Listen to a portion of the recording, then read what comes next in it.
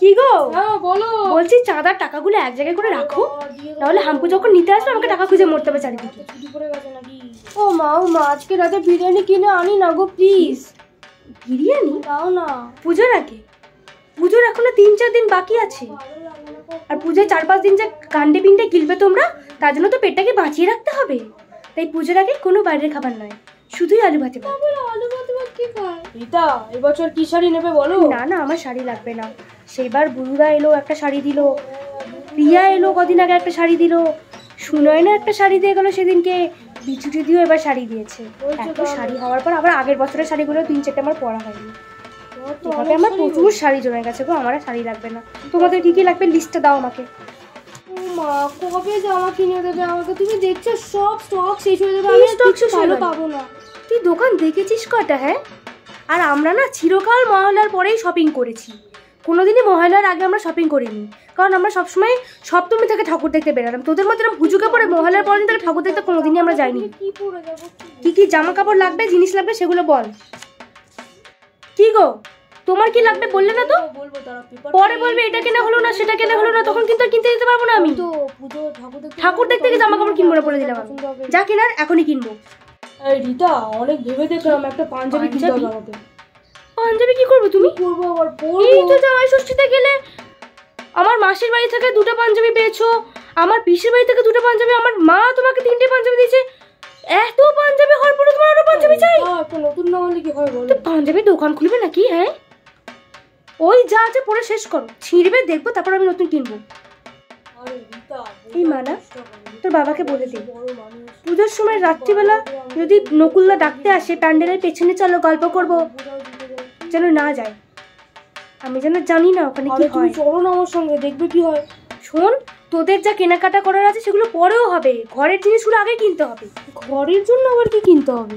2 ঘরের খাটের জন্য 2টা আলাদা চাদর কিনতে হবে, আলমারির ঢাকা কিনতে হবে, ওয়াশিং মেশিনের কভার কিনতে হবে, এসির কভার কিনতে হবে, পর্দা কিনতে হবে, কারণ পর্দাগুলো সব দূর হয়ে গেছে, কাচতে হবে পর্দাগুলো। তারপরে পিসিকে দেওয়ার জন্য শাড়ি কিনতে হবে, ঠাকুমাকে দেওয়ার জন্য শাড়ি কিনতে হবে, আমার মাকে দেওয়ার জন্য শাড়ি কিনতে হবে, আশেপাশে যারা যারা আমাদের শাড়ি দিচ্ছে তাদের সবাইকে শাড়ি দিতে হবে, বাচ্চাগুলোকে জামা দিতে হবে, ঝুটিটাকে জামা দিতে হবে। তারপরে যদি বলিস তাহলে বিচুটিটাকে জামা দিতে হবে, চক্ষু লজ্জার খাতিরে। এমনি আমার ইচ্ছা নেই দেওয়ার, কিন্তু দিতে হবে, কারণ যেহেতু বিচুটি আমাকে শাড়ি দিয়েছে, অবশ্য তোকে জামাও দেয়নি, সেটা আমাকে দেখতে হবে। সুনয়নাকে একটা সালোয়ার দিতে হবে, একটা শাড়ি দিতে পারি, কারণ ওর আবার কিসব ব্যাপার আছে যে ওর পরে সেদিন শাড়ি ছাড়া বেরোয় না, অনেক ব্যাপার আছে, সেসব আমাকে একটুখানি বুঝে শুনে কিনতে হবে, শপিং টপিং করতে হবে। মানে নিজেরা জিনিস আমরা কিনবো না কিনবো সেটা না হলেও চলবে, কিন্তু লোককে তো দিতে হবে, লোকের জন্য আমাকে কিনতে হবে, সেগুলো আমাকে দেখতে হবে। সেসব কেনার জন্য অনেক আমাকে লিস্ট বানাতে হবে, সেই লিস্টগুলো শেষ করবো তবে আমি কি তোর জামা কিনতে, বুঝলি? মানার লিস্টেই পেয়েছি, শুধু ওরগুলোই কিনবো। তুমি তো দাওনি লিস্ট, দাওনি তো বাদ, তুমি বাদ, নিজেরটা নিজে কিনে নেবে। যাও। একি এত জিনিস কে কার জন্য? এইসব আমারই, পুরো পাড়ার জন্য জিনিস কিনবো নাকি আমি? আমার একটা গাউন কিনতে হবে, একটা কুর্তি কিনতে হবে, আর তুই এদিকে আয়, ভালো চোখটা মেলে প্যাকেটের ভিতরে দেখ, এখানে তোর কতগুলো জামা আছে তুই নিজের চোখে দেখ। এই জামাগুলো কি আমি কি এগুলো ফ্রেমে বাঁধিয়ে দেওয়ালে টাঙিয়ে রাখবো? হ্যাঁ, প্রত্যেক বছর একটা করে জামা কিনবি, এত বাজে তোর চয়েস যে তুই একবারে বেশি 2বার পরতে পারিস না, তারপর সেগুলো তুই আলমারি তুলে দিস। কি করবো সেগুলো আমি? ও কেউ দেখেনি, ওই 1 বছর আগেকার ছবি কেউ দেখেনি রে। তখন তো ছবি তুলেছিলি, দিয়েছিলি তো, 1 বছর আগে পুরনো হয়ে গেছে তো কেউ দেখেনি, ও ভুলে গেছে। তুই এগুলো পরে এই পুজোটা কাটিয়ে দে, কেউ বুঝতে পারবে না, আমি তোকে বলছি। প্রত্যেক বছর আলমারি গুছাতে গুছাতে আমি পাগল হয়ে যাব। কেউ নিজের জামা নিজের জায়গায় রাখবে না, খুলবে গুঁজে তুলে দেবে এখানে। আমি কি পাগল? আমি কি? ও মা, আমাকে পার ডে 1000 টাকা করে 6000 টাকা দাও, ওটি আমার পুজো। 300 টাকার থেকে 1 টাকা বেশি আমি দিতে পারবো না, আমি হিসেব করে দেখে নিয়েছি।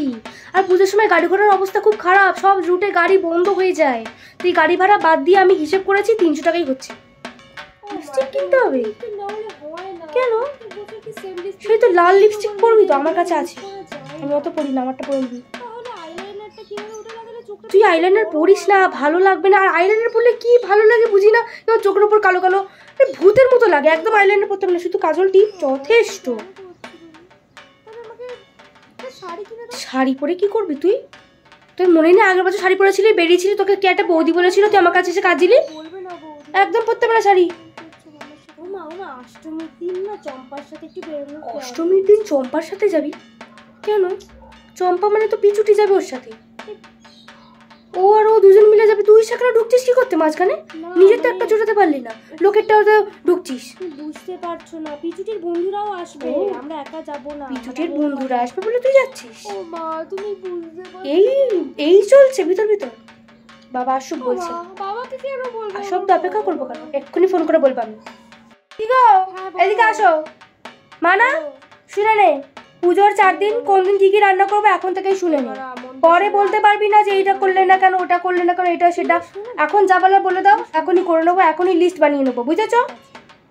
শোনো, ষষ্ঠীর দিন লুচি আলুর দম, তার সাথে খেজুর আমসত্বের চাটনি। সপ্তমীর দিন কাটাপোনা মাছের ঝোল, তার সাথে তুমি বাজার থেকে যা আনবে চচ্চড়ি করার মতো সেরকম চচ্চড়ি হবে, তার সাথে একটা চাটনি হবে। অষ্টমীর দিন লুচি হবে, তার সাথে হবে ঘুগনি আর ফুলকপি আলুর তরকারি, তার সাথে খেজুর আমসত্বের চাটনি। ও মা, অষ্টমীর দিন লুচি খেয়ে বেরোলে আমার পেটে গ্যাস হবে, শাড়ি পরে আমি যেতে পারবো না। তা তোর গ্যাস হতে তুই খাবি না, তোর জন্য কি আমাকে এখন লুচি বাদ দিতে হবে? নবমীর দিন হবে খাসির মাংস ভাত, তার সাথে উচ্চ আলু ভাতে, ঠিক আছে?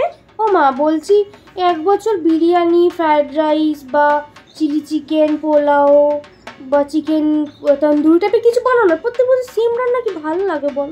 নিয়ম বলে তো একটা বিষয় আছে। চাইনিজ খেতে হলে বাইরে গিয়ে খাবে, বাড়িতে চাইনিজ রান্না হবে না।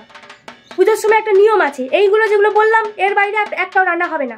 এর বাইরে যা খেতে ইচ্ছা করবে তোমার ওর বাইরে গিয়ে খাবে। পুজোর সময় যাচ্ছিস যা, আমি কিছু বলছি না, কার সঙ্গে যাচ্ছিস সেটাও জিজ্ঞেস করছি না, এতটুকু স্বাধীনতা দিয়েছি, কিন্তু 7টার মধ্যে বাড়ি আসতে হবে। রাজবাড়িতে জ্যাম হয়েছে, হাজার অটো বন্ধ হয়ে গেছে, এইসব আমি শুনতে পারবো না। 7টা মানে 7টাতেই বাড়ি আসতে হবে, নাহলে পরের পুজোয় দেখবে আমাকে যেন বারবার ফোন করতে না হয়। কোথায় আছিস, কি করছিস, কোন বাসে উঠছিস, কার সাথে দাঁড়িয়ে আছিস, কার পাশে বসে খাচ্ছিস, সব যেন আমাকে ফোন করে সময় মতন বলে দেওয়া হয়। বেশ, তবে পুজোর সমস্ত আলোচনা শেষ হলো, পুজো শুরু হচ্ছে। তোমরা সবাই পূজাতে খুব ভালো করে আনন্দ করো, মজা করো, ভালো করে খাওয়া দাওয়া করো, এটুকুই আমি চাই। ভালো করে খাওয়া দাওয়া তো করবেই, কারণ রান্না তো আমাকে করতে হবে। রাগ করো না, একদিন আমরাও রেস্টুরেন্টে যাবো। সরো।